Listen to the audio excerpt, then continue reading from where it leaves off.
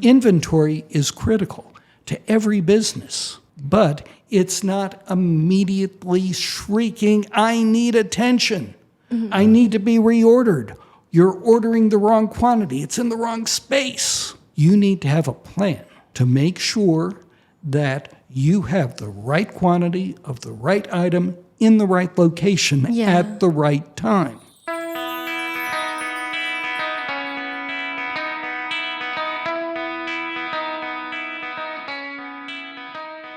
Hello, everybody. I'm Jared. Hi, I'm Melinda. And welcome back to The Secret Life of Inventory. This is a show where we dive deep into the unseen world of inventory management, and we help businesses like yours optimize their workflow and succeed. In today's episode, we have a very special guest joining us. He's been shaping the world of inventory for over 4 decades, Jon Schreibfeder. He is the president of Effective Inventory Management, Inc., a leading consulting firm that's helped thousands of distributors, manufacturers, and service organizations level up their inventory strategy. From Fortune 500 companies to family-run shops, Jon has helped teams to maintain their industry-leading product availability, maximize their net profits and cash flow, and minimize their total inventory investment. And Jon is also the author of Achieving Effective Inventory Management. It's now in its 6th edition, soon to be 7th, I believe. Yes. And in that book, he shares his proven methodology that's kind of been adapted over time to kind of reflect the changing economic and market changes. Yeah. So if you ever struggled with dead stock, stockouts, or you just wondered how much inventory is the right amount, this episode is for you. Thanks so much for being here, Jon. It is great to be here. Thank you. So, Jon, why don't we'll start from the beginning, maybe not when you were born or anything. Not your business. Yeah, not the very beginning, but how did you get started in the world of inventory management? Well, it was sort of like when I was born. I grew up in a family-owned distributorship. Oh, okay. My father So it is from the beginning. said, you need to know where your meals come from. You're going to work here. That was your fate. And I worked there from the age of 13, and in 1968, the inventory clerk quit. Now, hot summer, the warehouse was not air conditioned. The office was. I was the new inventory person. And the greatest mind in inventory in the 20th century, a guy by the name of Alan Silver, went by Buddy Silver, thought it was cute that this 13-year-old kid was trying to manage a $5 million inventory, which then was pretty big. All right, yeah. And he thought, if I can teach this kid how to manage inventory, I can shame any business owner into doing it. So that's how I got started. Wow, they started you young then for sure. Yeah. Absolutely. That's great. Yeah, I love that. So what inspired you to start Effective Inventory Management, Inc.? Well, I had worked at the family business, then went on to several software companies. And one of the leading experts in inventory management, after Buddy Silver passed away, was a guy by the name of Gordon Graham. And in 1996, he decided to retire. And he came to me and said, Jon, you've been one of my harshest critics in my way of doing inventory, but I like what you're doing. Why don't you leave the software companies, go out on your own, and start consulting in inventory management? That's what we did, 29 years ago. It seems like you've had a lot of really, you said the leading minds in inventory, so it feels like you've been trained by the best of the best, which is pretty great. Exactly. Inventory management is a very old field. It's centuries old. And if you look at some of the ideas that were put forth 100 years ago, they're brilliant. But we keep learning. We keep evolving. As software becomes better and better, computers get more powerful, there are more technological advances in the warehouse. The whole subject of AI and how it affects inventory planning is fascinating. We have to continue to grow and develop. Yeah, that makes sense. And that's what we do. Yeah. AI is everywhere. Every episode I think we've talked about it at least once now. Yeah. So you've seen inventory management evolve firsthand. What are some misconceptions that people tend to misunderstand about it? Okay, the biggest misconception, especially among distributors, manufacturers, and retailers is inventory will take care of itself.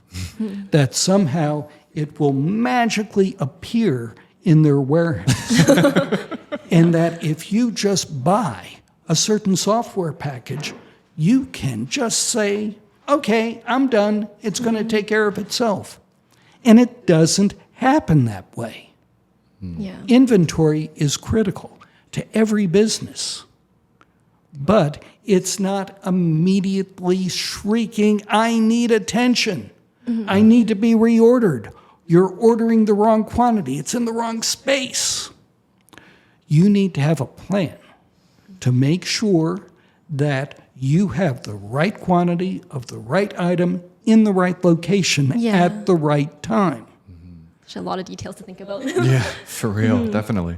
So at EIM, you offer expert consulting services with over 40 years of proven success. Could you dive deeper into what your services include? Well, if it has to do with inventory, we deal with it.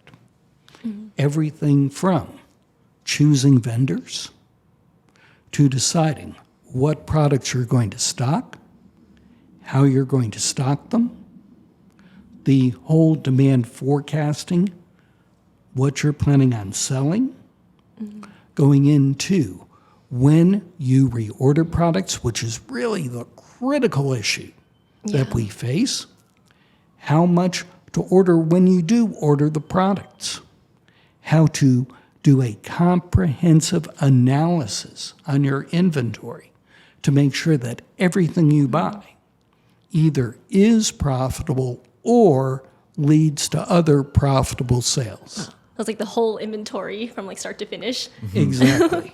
What's one of your most memorable client stories?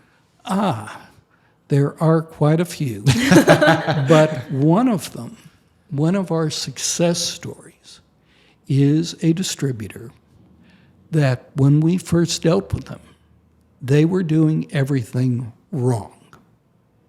Everything. I went into their facility the first time, and it was total chaos.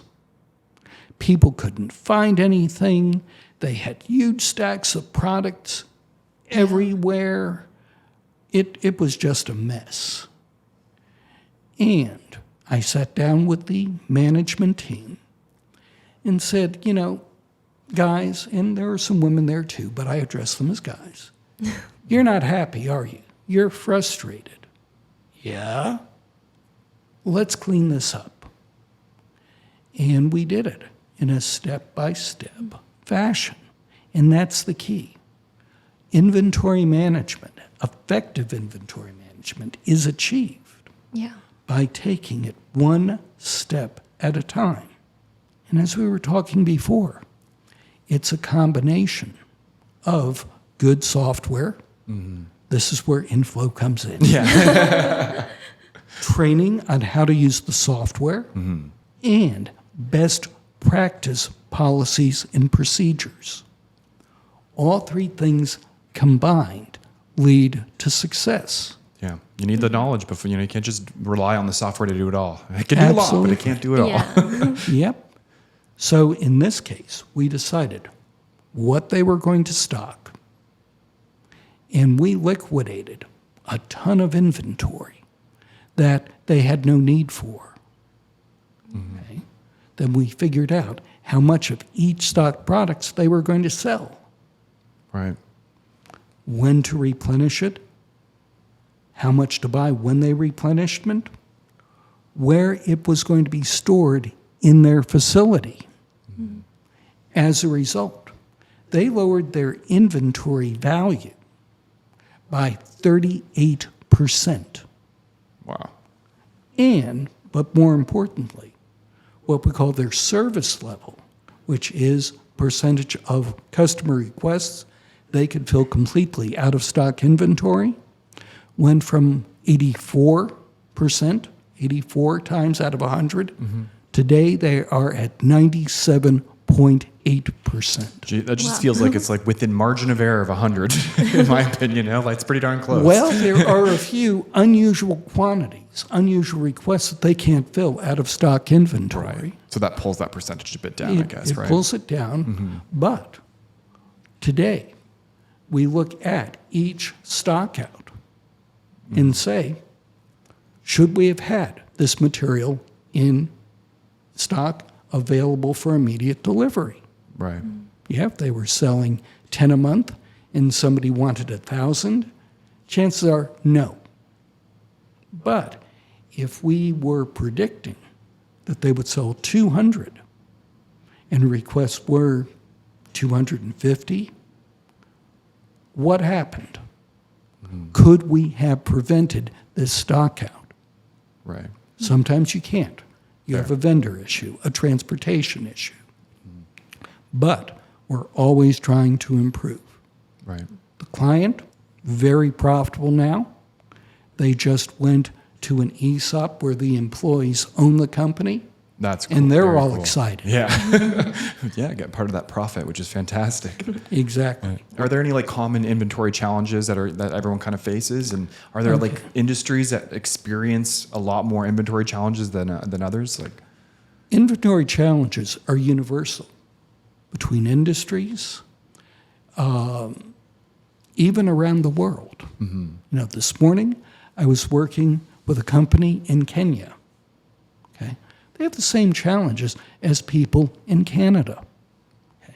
Some industries are a bit more challenging than others as far as demand forecasting is concerned.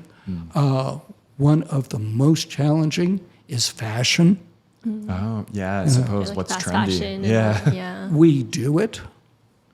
We have low forecast error rates, but a lot of it, even though I can do it, get good results, I don't understand it. But you can overcome those challenges. You know, if you're not dealing in fashion, changing tastes, it's a lot easier. Now, let's move on to how we actually manage inventory. So, how should businesses decide which items truly deserve a place in their inventory, and how often should this decision be revisited? Okay. What I like businesses to do is look at everything they own right now, everything in their warehouse. First thing I want to consider getting rid of are unallocated quantities of products that they didn't want to stock, non-stock products. We call this orphan inventory. Orphan. Okay. You know, Never somebody, heard that one before. a customer wanted 2. Somebody ordered 12. You delivered the 2, you pleased the customer, 10 got stuck in your warehouse. They're not going to move. Most businesses have to realize 2 things about their business. Number 1, they're not selling fine wine or antiques. Their inventory will not appreciate with age. Okay. That's a great way of putting it. Yeah. That's a good It's not analogy. going to happen. Okay, we have a couple of clients who sell art and fine wine, and that's a totally different type of inventory management. We're not talking about those No. clients. Yeah. But also, your inventory is not alive. You're not running a pet store. If you get rid of inventory, if you liquidate unneeded material, it's not going to cry. It's not going to whimper. Okay? It is there to be used. We push inventory turnover, which is the most misunderstood topic in inventory management. People view that as a negative expression. If I had my way, we would remove that term from our vocabulary, replace it with opportunity to earn a profit. Every time you turn your inventory investment over, you have the opportunity to earn a profit. If you have 4 turns a year, simple numbers, let's say You had $12 million in sales, $3 million in inventory. That's 4 turns a year. You have 4 opportunities to earn a profit from every dollar. 2 more turns, I have 2 more opportunities to earn a profit. When I start talking about opportunities to earn a profit, everybody gets excited. Or when the word profit gets thrown in there, I think. So the unallocated non-stock products aren't going to turn. Okay. We also look at those items that are dead, no sales in the past 12 months, or don't move that often. And we question, do customers really expect us to have this product on the shelf? And sure, there's salespeople who say, our customers expect us to have everything. But that's not true. Even in these days of Amazon, not everything that Amazon sells can be delivered in 4 hours. True. Okay? True.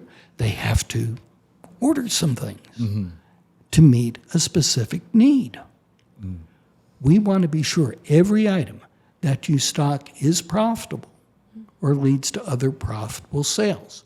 So, in answer to your question, look at your slow-moving inventory at least twice a year and put it on a list.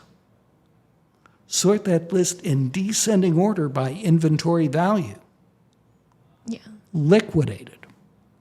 Liquidate it doesn't necessarily mean throw it out, but get as much for it as possible above the cost of disposal.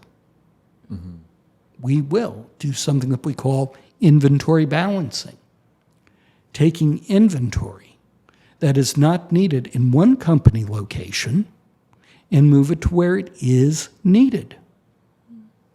We will put it on sale, lower the price. Customers have discretion over what they buy. If they can take the green one or the blue one, great way to reduce your stock.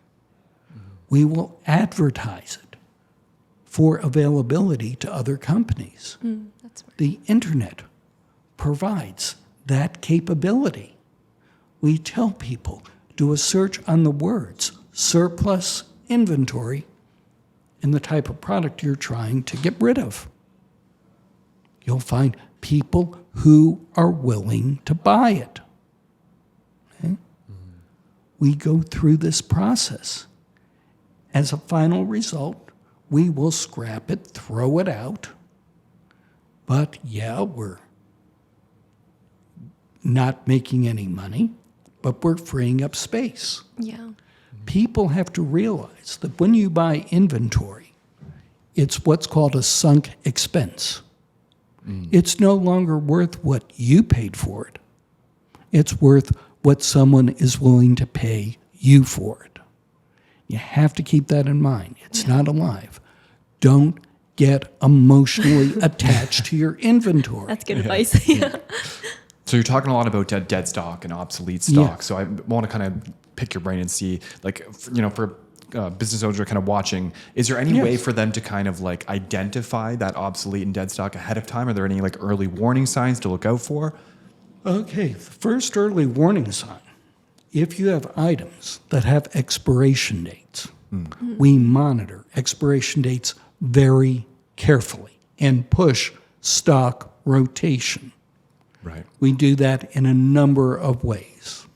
You can do it through controlling lots of products coming in, LOT lots. You can color code them based on the expiration date to make sure that people are always picking the oldest inventory first. Right. Because once you hit that expiration date, dead stock. Yeah.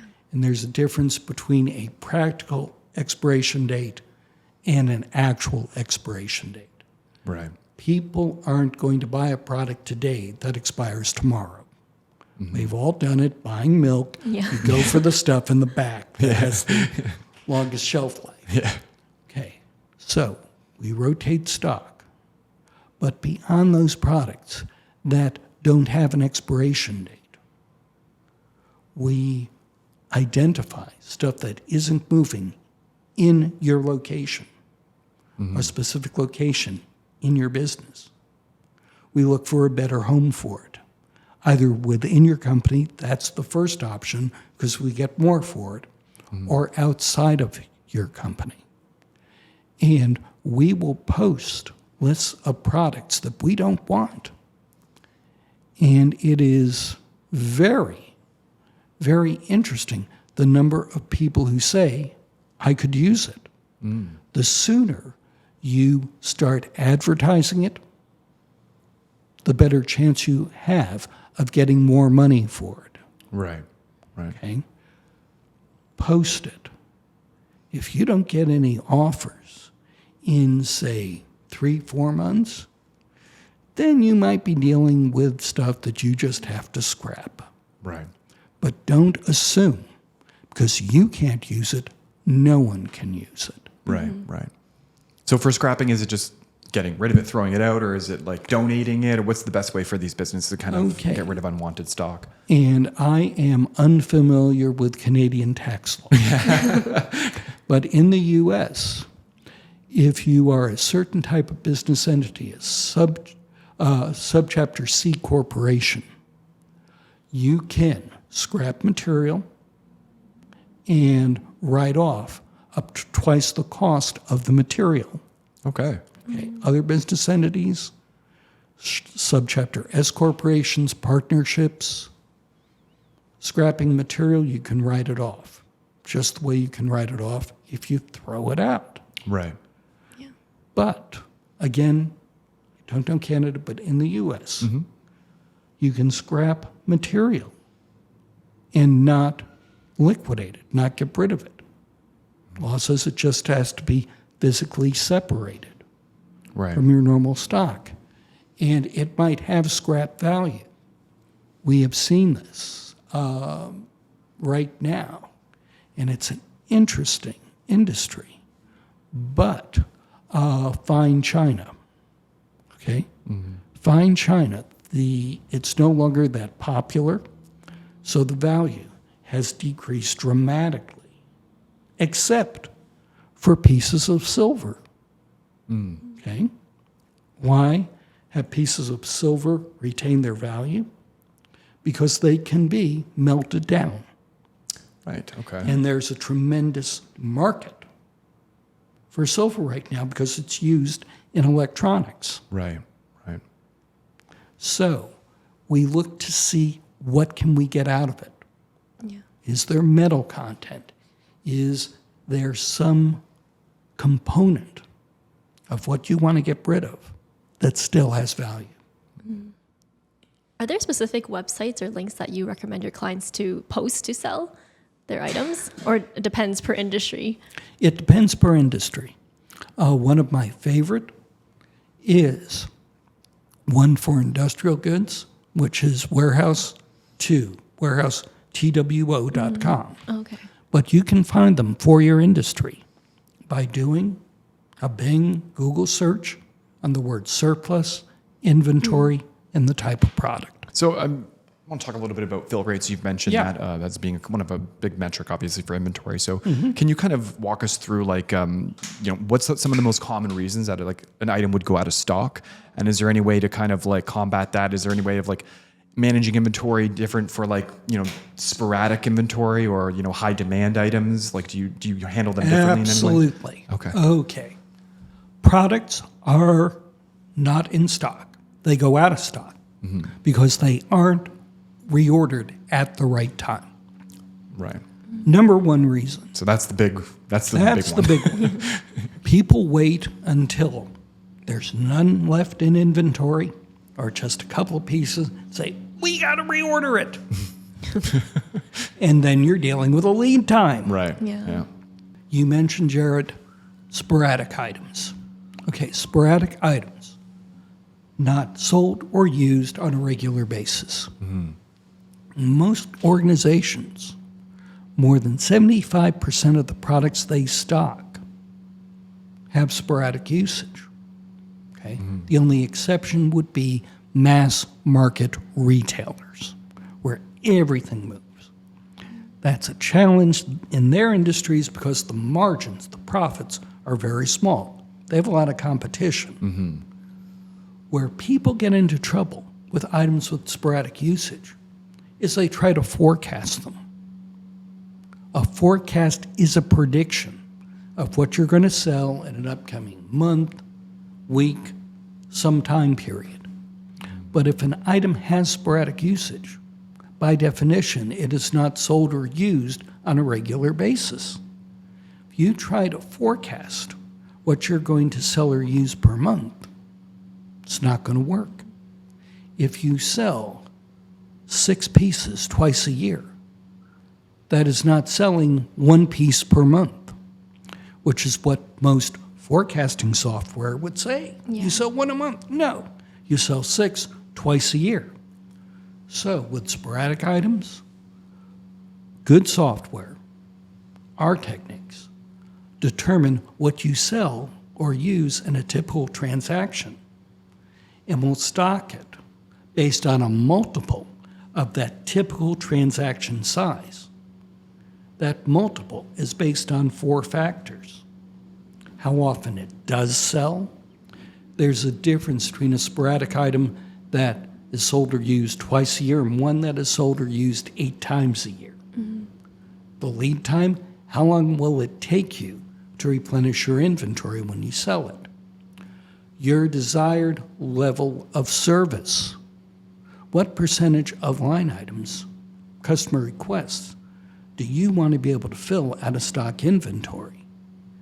And the cost, not of the individual piece, but of that typical transaction size. You might say, why the cost? Well, it's very easy and a lot cheaper to have a high fill rate, a high service level on inexpensive products. If you sell $30 worth of product per year, okay, buy a year's worth, put it on the shelf, and forget about it. Okay? Don't keep bringing it in small quantities. So with sporadic items, we look for what do you sell or use in one transaction, then stock it based on a multiple of that number. Where people really get into trouble with stockouts is they're not using the proper lead time. A lot of systems will maintain an average lead time for a product by looking at previous stock receipts. Not a good idea. Okay. We want to replace the average lead time with what we refer to as the anticipated lead time. How long we feel it will take the next replenishment shipment to arrive after we order it. Okay? That anticipated lead time is based on 4 factors as well. The time it takes you to create the order, place it with the vendor once you realize the product needs to be replenished, the time it takes the vendor to fill the order, the transportation time from the vendor to your facility. You're importing, that can be an extended period of time. And finally, what we call dock to stock time, the time it takes for you to check that material in and get it ready for sale or use. That might include inspection, repackaging, what have you. And we set the anticipated lead times equal to the longest normally anticipated lead time. If lead times range from, say, 6 to 7 weeks, we tell our clients, set the lead time to 7 weeks, 49 days. 3 to 4 weeks, set it to 28 days. If you go to the anticipated lead time equal to the longest normally anticipated lead time and away from the average lead time, what distributors, manufacturers will find is their 1, 2, 3 day stockouts disappear. Yeah. It's a very common complaint. Yeah, we're out of stock, but it's coming in next Tuesday. Yeah, we're out of stock, but it'll be here Friday. Those stockouts disappear because your customers don't care. They want it now. Yeah. Yeah, I think Instant that gratification. yeah, breaking it down like that is not something we Yeah. hear a lot. Even a It's lot so of our interesting to hear. customers, Yeah, you it's know, like- they just think it's the shipping, right? They don't include the inspection, the packaging. and even Yeah. placing the order at the beginning and getting it on the shelf, all that stuff. It just It's very yeah. calculated. That is Yeah. such a good Yeah. point, because if a vendor gives you a lead time, they're just looking at, assuming they're telling you the truth, Yeah, the time it takes them to manufacture it and get it out of their facility. They're not considering the other three elements. exactly. Yeah. So where do most businesses go wrong with demand forecasting? Most demand forecasting formulas are what is called time series forecasting models. Time series. They only consider past usage history. What you sold or used in the past is a good indication Yeah. of what you're going to sell or use in the future. Forecasting is more complicated than that. You need a more comprehensive solution. Yeah. You need to consider what you sold or used in the past, but you also have to consider trends, increasing, decreasing demand, seasonal trends, okay? Trends that we can see in your history are what we call internal trends. And some time series forecasting models can handle that, but they can't handle what we call collaborative information, market knowledge. Okay. External trends are things like the economy. In some industries, housing starts. Okay. You also have to consider markets. Did a competitor just leave a particular area? Did a competitor come into an area? What are your customers doing? Are they increasing or decreasing in their jobs, their productivity? This collaborative information Yeah. is out there, but it needs to be captured. This is the role of outside sales, to understand what is happening in the marketplace, to transmit that information to the people who are forecasting. So in your book, there's a chapter about usage, sales, and disbursements.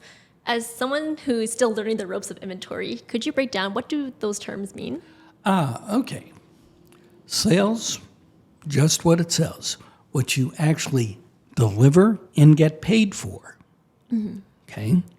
Disbursements will include sales, but also things like quantities of components, raw materials used in production. When we look at forecasting, we look at a term, which you mentioned, Melinda, called usage. Usage in a best practice forecasting system is a special history maintained only for forecasting purposes.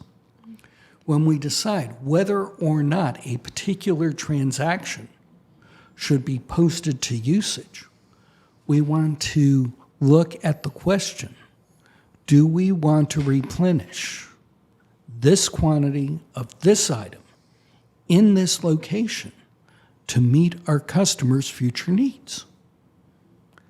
Maybe yes, maybe no.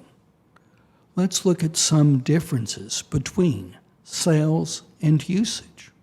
During COVID, there were shortages of certain items, and people looked for substitutes.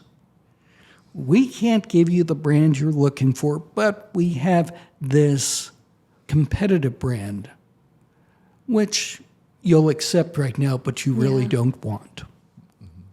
I don't want to buy more of that competitive brand if I can help it. I want sales of that competitive brand to be added to usage of what my customers really wanted. So I'm going to forecast demand for what they want, not what they settled for. Another example, unusually high sales. Okay, you normally sell 10 of a product a month. Somebody comes in and wants 1,000. Someone has to determine, was that sale for 1,000 unusual? If it was, I don't want to restock to meet that need. So there's a difference between sales, usage, and disbursements. How about when it comes to lead times and safety stocks? How should businesses adjust? Okay, safety stock. My favorite subject, because it is really one of the few subjective decisions in inventory management. There's no right answer. Okay. People have a bad habit of using some general rules to apply safety stock across all of their inventory items or a large number of inventory items. We call these paint roller approaches. We're going to keep 2 weeks worth of safety stock. We're going to set safety stock equal to 50% of lead time demand, just a general rule. What we find is that gives too much safety stock to some items, too little to others. We prefer our clients take a fine-tipped artist's brush and dab safety stock exactly where it's needed. Okay, if you have a good forecast, if you set your lead times equal to, I'll say it one more time, the longest normally anticipated lead time, you're going to need less safety stock. Why? Because safety stock, by definition, is insurance inventory. It's there in case you sell more than you forecast or there is a delay in getting the replenishment shipment. I try to take that lead time component out by setting the lead times equal to the longest normally anticipated lead time. So we're dealing in properly setting safety stocks on the deviation or difference between your forecast and actual usage. Some products have more erratic demand than other products, not sporadic, but erratic. You sell them on a regular basis, but volumes go up and down like a roller coaster. Do you want to protect customer service in those high usage months? You need more safety stock. Okay? You have some products that are critical. Okay? You can't afford to be out of them. You are embarrassed to be out of them. My original mentor, Buddy Silver, called these painful backorder items. Easy to identify. I come up to your desk and I say, Jared, do you realize we're out of? And I want you to fill in the blank. And your first thought is, how in the world can we be out of fill in the blank? And your ulcer kicks in. It's something you expect to always have on the shelf. Your customers always expect you to have on the shelf. Think of hamburger meat, buns, French fries at McDonald's. They're out of one of those three, they're going to close the doors. That's true. But if they're out of the hot apple pie or the ice cream, yeah, it's a problem, but it's not a calamity. I think they're always out of the ice cream. That's true. Well, we don't do their inventory. So. Okay, those critical items, you want to be prepared for unusual demand and still have inventory. You need more safety stock, okay? But I don't want that high level of safety stock across the board. It's too expensive because safety stock, like any type of insurance, is an expense of doing business. It's not an investment. Right. If your parameters are set correctly, you stand as much of a chance of using safety stock during one replenishment cycle or not using it. On average, that safety stock quantity should be on the shelf gathering dust when a replenishment shipment hits your dock. I see. Okay? Right. I don't want to invest in more safety stock than I need. Using it, setting it based on a multiple of the average deviation between your forecast and actual usage, you're going to have a higher service level with a lower inventory investment. Yeah. Okay? Get out of the paint roller approaches. Perfect. That's a really good analogy. Yeah, it sounds like your way of dealing with lead time it helps businesses reduce the amount of safety stock, so it helps them save money in that respect, which sounds like a great idea. One of the checks that we always do is, especially for your expensive items, how much was actually on the shelf when replenishment shipments hit your dock. Okay? We convert that into a number of days supply. Take your monthly forecast divided by 30, you get number of days supply. If we have more than, say, a 2-week supply when the replenishment shipment hits our dock, we might want to look at reducing the safety stock. But if we were down to a 1 or 2 day supply, we might be patting ourselves on the back for fantastic inventory management, but probably, especially if it's a critical item, an important item, you might say, we dodged a bullet. We might want to increase our safety stock. Right. So I guess it all depends on what type of product. If it's more of the high demand product, then that having that only a couple days is like, oh, you're on the razor's edge, I guess. You better believe it. Okay. That's why one of the metrics we look at is stockouts. I mentioned this before. We not only look at number of stockouts, but the type of products that run out of stock. You gave a perfect example. If customers are always asking for it and you run out of stock, that's a problem. Because the best way for you to build your competitor's business is not have what your customers want. Yeah. That's a great point. Yeah. That's a great point. Yeah. You're not helping yourself, that's for sure. No, Because they will go somewhere else to find what they Exactly. need. That's for sure. Yep. Yeah, customers aren't waiting around. So obviously we know that strong supplier vendor relationships is really important. Obviously, you want to maintain those relationships. And I think a lot of like our customers, they might get caught up in, dealing with some of those incentives that come along, those sales or something that really incentivize them to buy more than they really need, right? So obviously that's going to increase their carrying costs. Like, is there a way to kind of like balance out those incentives? And are there any like traps that that businesses might fall into at chasing those incentives? Absolutely. And you mentioned the key term, carrying cost. It is vital that everyone listening to this podcast know what their cost of carrying inventory is. So that would be like one of the most important things to measure, I guess. Absolutely. And I'll give a plug to our website, effectiveinventory.com. Of course. Go there. Under the resources, you have a questionnaire where you can calculate your cost of carrying inventory. Very cool resource. Yeah, very cool. We will leave a link to that For sure, in yeah. the description of the episode. Absolutely. And if you send your questionnaire to us, no cost, no obligation, totally anonymous, we will compare your cost of carrying inventory to others in your industry and geographic region. That is a very cool tool, yeah. Because I think a lot of people, industries are all different, right? So if you can see someone else in your industry doing it, I think it gives you a little more, peace of mind for sure. Yeah, because right now in North America,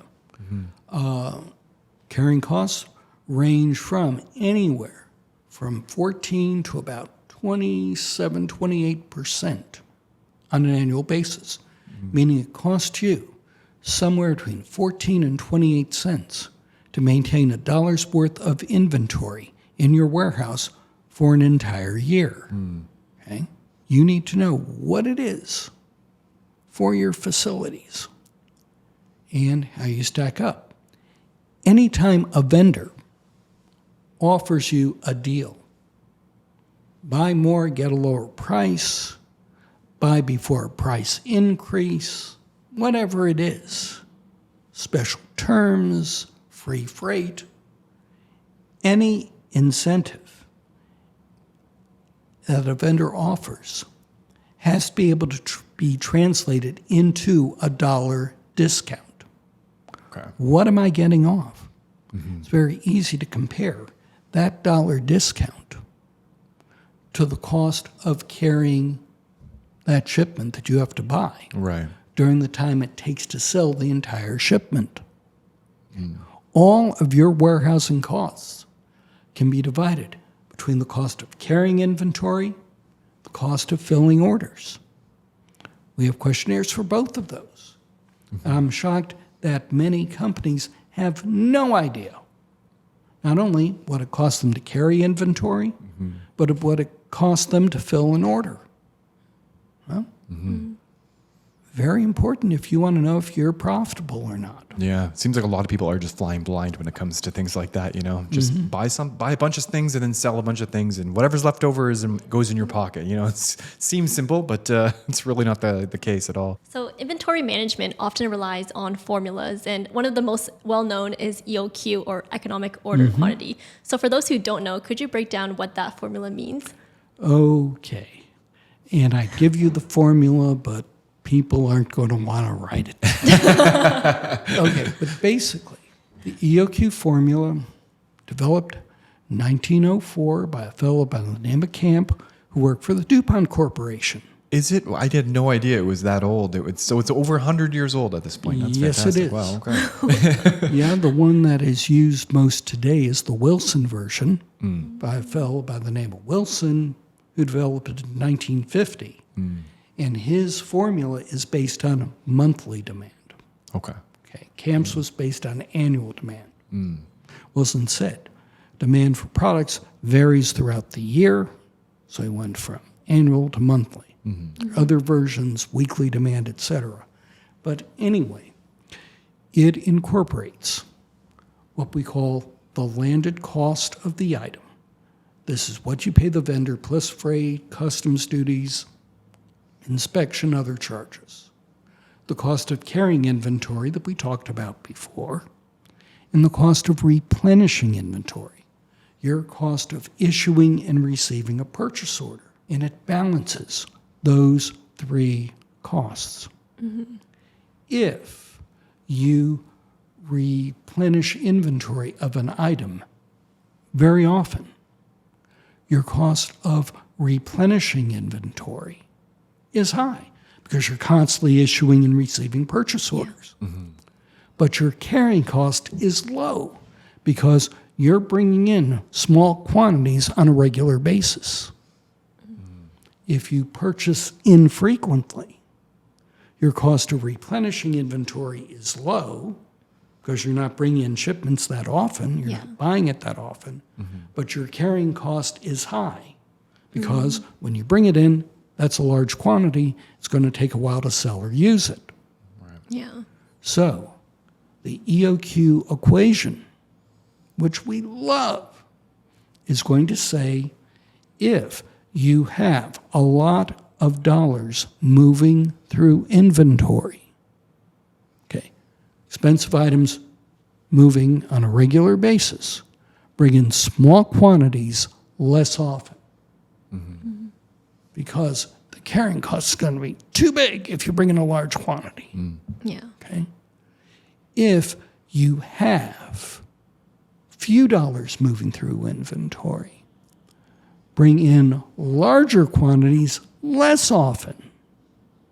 Okay? Okay, because you want to minimize that cost of replenishing inventory, and the carrying cost isn't that high. So, EOQ will tell you a lot of dollars moving through inventory, bring in small quantities more often, few dollars, bring in large quantities less often. The EOQ, properly applied, will maximize your profitability Right. or lower your total inventory cost. Where people run into trouble with the EOQ And we talked about it before. They have no idea what their carrying cost is. So there's some number plugged into that formula that they don't understand. They don't know what it costs them to replenish inventory. So again, number just thrown in there. Yeah. And they have a lousy forecast. So if you have garbage going into that formula, you're going to have garbage Coming out. going out. Yeah. But when we have applied the EOQ at our clients, taking them away from buying up to a set amount of inventory, it's called up to replenishment, which we don't like. We've gone from up to EOQ. The smallest, absolute smallest inventory improvement we've seen is 1 full turn a year. Oh, wow. Okay? One more opportunity to earn a profit from every dollar of your average inventory investment. That's a lot of money. Yeah. And that's the smallest we've seen. We've seen it go a lot higher than that. Yeah, that's impressive. The power of the EOQ. Oh, yes. So when it comes to the process of like replenishment, is there anything that people should really think about the most? Like, is there quantity? Is it timing? Is it communication? And like, how does software work? I mean, we've got to talk about software, obviously. That's Absolutely. Like, how does software and automation kind of fit into the replenishment process? Is there anything that people should look out for in a system? Yes. You want a list of what you're currently doing, how you're doing it, the transactions that you're processing. You go to a software company saying, okay, here's how we do business. Show us how we can do these things in your software. And if you have a better way of handling one of the things we're doing now, great, show it to me. But always start looking at software based on your specific needs. Right. A few years ago, we looked at the number of ERP, enterprise resource planning systems, marketed in North America. We stopped counting at 469. I believe you, yeah. There are a lot out there. They all have different capabilities. They all have capabilities that are appropriate for certain organizations. Right. So we want to be sure that if you're a distributor, you're not investing in a package that is better suited for manufacturers or service organizations. Right. Okay? So know what you're doing first.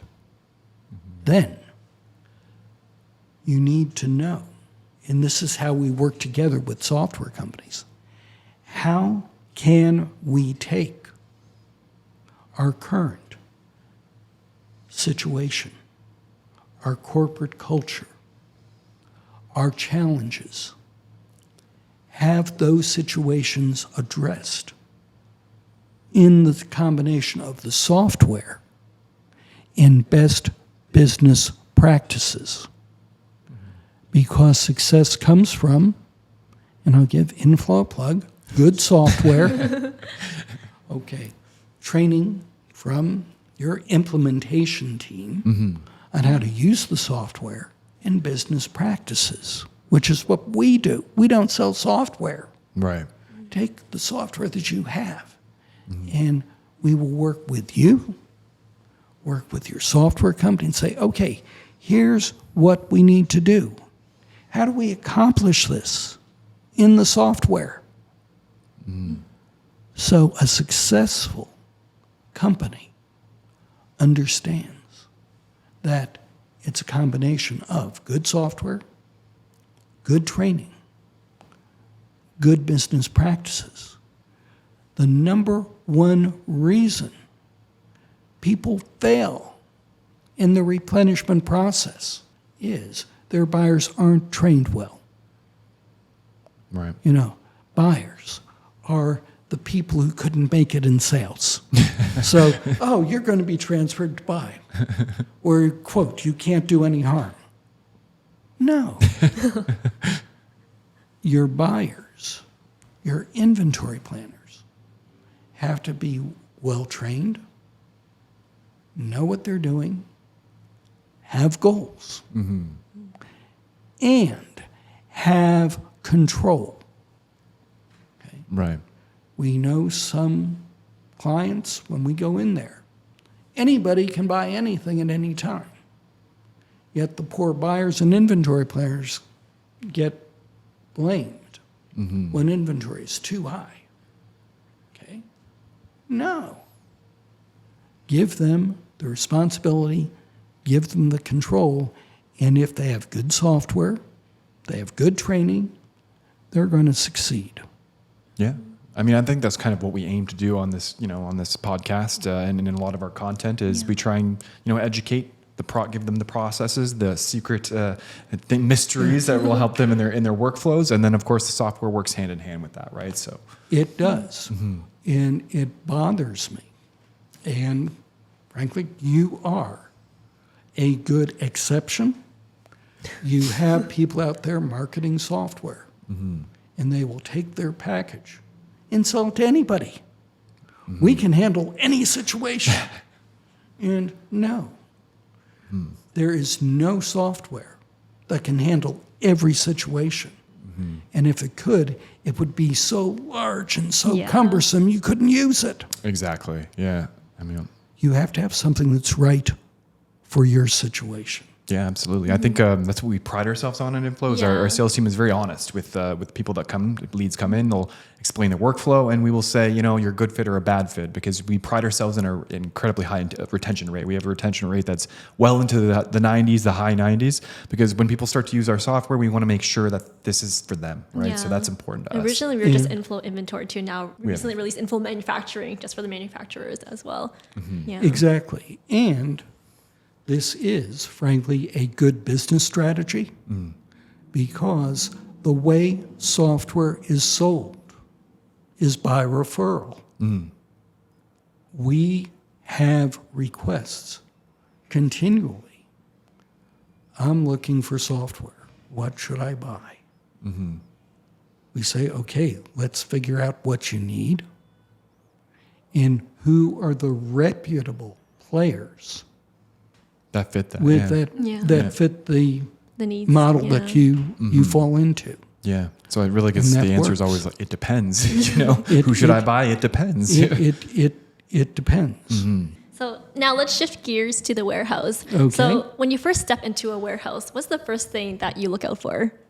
Oh, the general condition.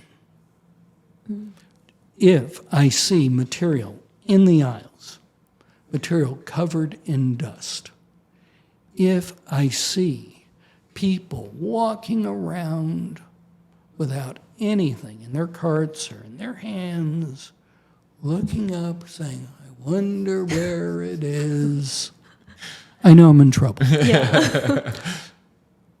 Warehouse managers, sort of like the late comedian Rodney Dangerfield, they get no respect.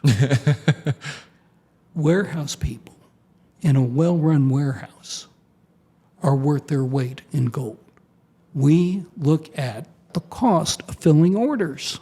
And we have a situation, same U.S. city, we were dealing with two clients, an existing client, new client, same industry. One of them, filling a 4-line order, cost about $9.50. The other one, the new one, filling a 4-line order, over $20. Ouch. Why? Because the warehouse wasn't organized. Products weren't stocked in a way to minimize the cost of filling orders. Yeah. Planning warehousing is very, very important. You want items that are picked most often in the most accessible locations. Products that are not picked as often in less accessible locations. You want the flow to facilitate good movement. You don't want people Bumping into each other. bumping into each Yeah. other. We have one client, they ship literally 80,000 cartons out a day. Oh, geez. That's a lot. Yeah. And we spent 2 months figuring how to stock products to facilitate the best possible use of people and machinery to get material out. Like drafting out floor plans of the warehouse and stuff. A lot of floor plans. Yeah. Yeah. Is there one operational, habit or process that, people working in the warehouse should adopt? Okay. First thing that we do in any warehouse, and this sounds pretty simple, but make sure all material movement is properly recorded. It is key for the success of any ERP system, any warehouse management, WMS system. The quantities in your computer system have to agree with what is physically on the shelf in your warehouse. So we make sure all material movement is properly recorded. We set up policies and procedures guides. This is the way every type of transaction is handled. Everybody does it the same way. Somebody has a better idea, we evaluate it, and if it is better, we change the way everybody does it. That's number one. Number two, we look at what is being picked. Okay, we want to be sure we have the most suitable racking storage units for the products that we're storing, making the best use of our space. Okay? We determine how much space each stocked product is going to need, both in picking locations and bulk storage. And we plot out where it's going to be. Part of that process is making sure that we're filling orders most efficiently. Okay, one more thing. The most critical job in a warehouse is receiving and stocking. Because if something is received wrong and put away wrong, you have a treasure hunt to try and find it. Okay. Most people start people in receiving new employees. Worst possible thing you can do. New employees should be picking orders because it's easy to check their work. Now you pick this one right, you pick this one right, that's wrong, let's go get the right one. Okay? You need to have a career path in the warehouse where people are looking forward to being promoted to working in receiving and stocking. Your most technically capable people should be in those departments. You're not going to have problems. Right. So you mentioned, looking at what you have on the shelves and making sure that they match, what you have in the system. So obviously that kind of brings us to cycle counting. It's something that everyone seems to just hate. It's time consuming. Okay. It's hard to do, and they tend to push it to the side. So is there any advice for businesses to kind of make cycle counting a little less daunting? Absolutely. We like directed cycle counting programs. Okay. Full physical inventories are usually a total waste of time and money. Oh, okay. Okay. Because you have to stop. Okay, just think about it. Yeah. What is the qualification for someone to be out in that warehouse counting? Usually they have to have a heartbeat and breathing.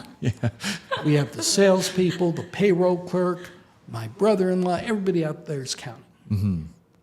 A lot of times they don't know what they're counting, and they're going to get it done wrong. Full physical inventory, you have a limited amount of time. You got to get it done because you're closed down. Yeah. And your customers, your salespeople are saying, we got to get orders out. But when people go to cycle counting, they, say, okay, we're going to count everything 4 times a year. No. If you look at your inventory, there's something called the 80-20 rule, Pareto's principle. 20% of your items are responsible for 80% of activity. That's only true for mass market retailers. Okay. For most companies, 80% of activity comes from no more than 9 to 13% of their inventory items. Wow. So even lower. No. 95% of activity comes from 50% of inventory items. Meaning, the other 5% of your business comes from 50% of your products. So, I want you to cycle count the products that are picked most often. Every time someone goes to the bin to pick an order is another opportunity for a mistake to happen. Concentrate, cycle counting the products that are picked most often, and that's going to be 9 to 13% of your items. You see discrepancies, you figure out what happened, you correct for it, everything else will fall into place. Right. Cycle counting is a cost of doing business. I want to do it as infrequently as possible while maintaining a high accuracy rate. Right. Accuracy rate, I want the shelf quantity to be within 3% of what's in the computer system. Okay. Higher for expensive and more critical items. Right. So would you say that you would just not, would you say you wouldn't do cycle counting at all for those other items that aren't moving as much? I will do occasional cycle counts. Okay. And what I like to do is count them as infrequently as I can because your dead stock is always going to be accurate. Right. Okay? Those products that are picked once, twice, 3 times a year, they're going to tend to be accurate. Right. Fair. When we do audits, and I like to do unannounced audits of inventory. Okay? Auditors come in, say, come in unannounced. And they'll pick certain products to check. If those counts come out, great. If they're accurate, if their audit is accurate, I'm going to keep doing what I'm doing as cycle counting. And yes, I should officially say everything should be counted once a year. But let me put it this way. If I don't have time to count everything once a year, I'm going to concentrate on those items that are picked most often and assume that the slow-moving stock is accurate and correct it by exception. Somebody thought there were some and there weren't any in the bin. You know, that sort of thing. I think small businesses are going to love that advice. Oh, yeah. Less cycle counting, they're going to be like, oh, I love this Jon guy. what is the objective? And that is to get accurate counts. Right. The objective is not to count your inventory. It's the results we're looking for. Okay, so we're going to move on to kind of like the fun part, I guess, for to a certain degree, right? So, businesses have they've gone in with your help, make their inventory a lot more manageable and everything. So how are they going to, measure that success? Or are there any standard KPIs? There are, and people get so involved with KPIs, they get lost in the weeds. I just have a couple. Number one, and we mentioned it before, is service level. Line items, customer requests, you can fill completely out of stock inventory. Only want to measure those products on what we call your approved stock list. Those products you have committed to have on hand in reasonable quantities. We set service level goals. We set them overall or by product line, by location. I want to be sure we hit those. Okay. Supplement that, we look at stockouts, particularly stockouts of items that move frequently. Why did we run out of stock? What are we going to do? Service level, most important measurement. Turnover, mentioned it before, most misunderstood. Okay? Number of times you have the opportunity to turn a profit for every dollar invested in inventory. every company, every organization has a turnover potential. It depends on what you stock, who you sell it to, the quantities that you're selling it in. Okay? We can calculate an ideal inventory investment. We take your cost of goods sold on an annual basis, divided by that target investment. That's your turnover potential. Every month we compare your actual turnover to your potential. Those numbers should be getting closer and closer and closer. Right. Now, I said every company has their target turnover, okay? It bothers me when people say, what is the average turnover for a company in my industry? I really want to say, do you want to be average? Is that your goal? You want to proudly say, we're no worse than anybody else. The only industry I know where that works is the airline industry, where Air Canada says, yeah, we don't lose as many bags as WestJet. We're doing good. No. You want to be better. You want to get to your potential. Now, you do want to see where you are compared to other companies. That's great. We live in a competitive society. So, in addition to service level and turnover, I want to look at one of two profitability measurements. You can use either one, does make a difference. One of them is called a turn-earn index. Your turnover times your gross margin, okay? 4 turns at a 30% margin. 4 times 30, 120 or 1.2. Okay, I get the same turn-earn index, 6 turns at a 20% margin. 6 times 20, 120. The idea is you need higher turnover if you have lower profitability. Right, okay. But if you have high profitability, you can be very happy with low turns. I have one client. They get 1.3 inventory turns a year. And they are very happy. Why? Because their average gross margin is 94%. Yeah, wow, okay. They buy Who needs something more than that, for then? 6 cents, sell it for $1. They're in a specialty industry where they have no competition. Their customers don't ask the price, just do you have it? Okay. But if you have low margins, you need higher turnover. Okay. Now, what should your turnover goals, your turn-earn goals be?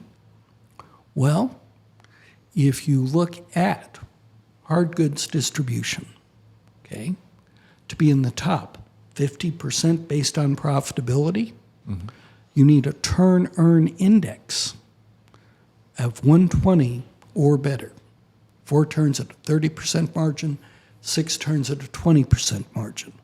Okay. To be in the top 25%, you need a turn-earn index of 150 or above. Might be 5 turns at a 30% margin. Okay. To be in the top 10% based on profitability, you need a turn-earn index of 180 or above. 9 turns at a 20% margin. 9 times 20 is 180. Right, okay. The other measurement is gross margin return on investment. Annual gross profit dollars divided by your average inventory investment. Perfectly good measurement. It just measures profitability on a different scale than the turn-earn index. Right. Sort of like centigrade, Fahrenheit temperature. Okay, fair enough. Fahrenheit temperature of 74 degrees is what, centigrade of 25 degrees? It's no warmer. Okay. Your GMROI, gross margin return on investment, will always be higher than the equivalent turn-earn index. Give you an example. I used the Turner Index of 120, top 50% based on profitability. The equivalent gross margin return on investment is 150. Okay. So we have service level, turnover, profitability.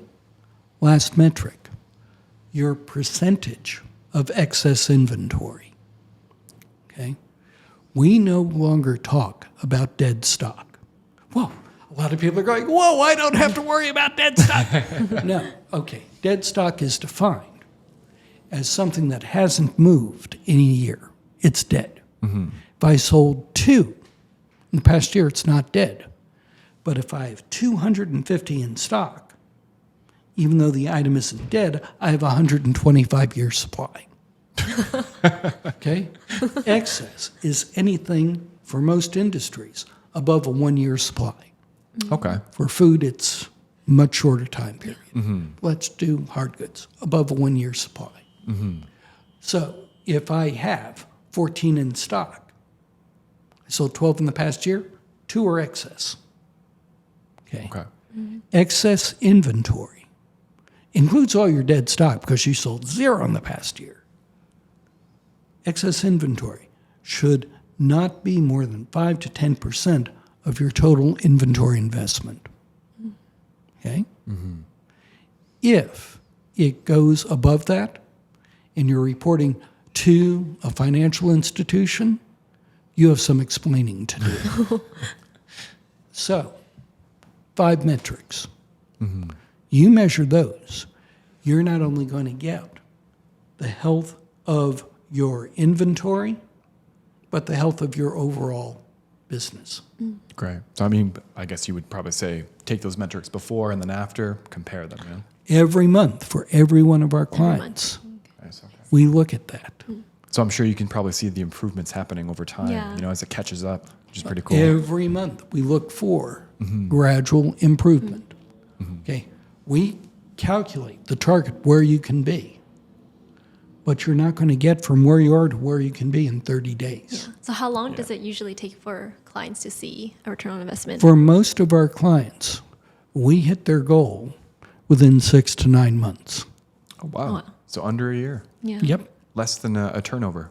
Does that Yep. timeline depend on certain behaviors or patterns within the organization? It depends on a lot. The most important thing it depends on is how dedicated is the company to change. Yeah, that commitment. If they keep doing things in an inefficient way, it's not going to work. Yeah. Yeah. We had a situation not too long ago with a company out in Vancouver. We were on track to meet our goals in a 9-month time frame. And I got a call from the president saying, we just looked at their monthly results and they're horrible. What's that going on? Well, the president, the guy who was complaining, had cut a deal with a vendor to buy a lot of inventory that they didn't need Oh no. They got- without informing or even talking to the inventory planners. They fell into the marketing tactics. Yeah. So I said, where did this stuff come from? We didn't tell you to buy it. Yeah. Oh, well, I got a great deal. How good a deal? Yeah. And he told me, and I said, well, you bought 4 years worth of inventory. Oh, 4 years. 4 years. And the cost of carrying that stock, it ain't worth it. So, if you are dedicated and you stay on track, 9 months on average. Sometimes a little longer, sometimes a little shorter. Yeah, that is a very good time frame, I think, Yeah. for most. So we're just going to talk kind of a little bit about the future. We talked a bit about Yeah. AI, of course. So, you've been working in this industry for decades at this point. So Yes. what are your thoughts on the future of inventory management? Where are we headed? The future is bright. When I started EIM in 1996, people said, oh, we're just going to go to a just-in-time inventory environment all over the place. There's no way people are going to need inventory. Didn't happen. Yeah. People still need inventory. But the tools, the communication, AI is just so exciting. But I want to give people a word of comfort and caution. AI has a lot of capabilities. It can take over a lot of routine decision-making. Good software can do that. All of the programs that we have are designed to manage by exception. The one thing that AI hasn't been able to conquer, and I don't think it will in my lifetime, and probably not yours, is getting all of the market knowledge out of people's heads. Right. Now, every one of our clients is unique for a number of different factors. And most of those factors are in people's heads where they'll go, well, of course I do it that way. Doesn't ever? No, you do it differently because it is unique to your situation. Right. We have to combine AI with market knowledge, have people manage by exception, train our computers to handle routine tasks, repetitive tasks, all by themselves, but be smart enough to say, Melinda, Jared, you got to look at this. Right. Something weird is going on. The best example I can give you is a spike in sales. What caused that spike? Was it unusual activity, or is it the start of a new trend? Right. AI can't do that for you, or it can't do it as effectively as your salespeople talking to your customers, your employees evaluating the market. So we have to capture the benefits of AI, but utilize them effectively with well-trained employees. Yeah. More of a tool than, just doing all the work Yeah. for us, I think. Precisely. Yeah, Yes. I know. We still have to use our brains. Yeah. Yeah, you have to But, use your yeah. brains and you have to exercise them. Yeah. Yeah. Yeah. But it all works out. And that's a wrap for today's episode. We want to thank Jon so much for being here and sharing all of the insights. I mean, it's so much information. I think everyone's going to get something from it, no matter what angle you're coming from. My pleasure. Thank you for having me. Inventory might seem like a numbers game, but as he's shown us, it's also about strategy, service, and setting up your business to thrive.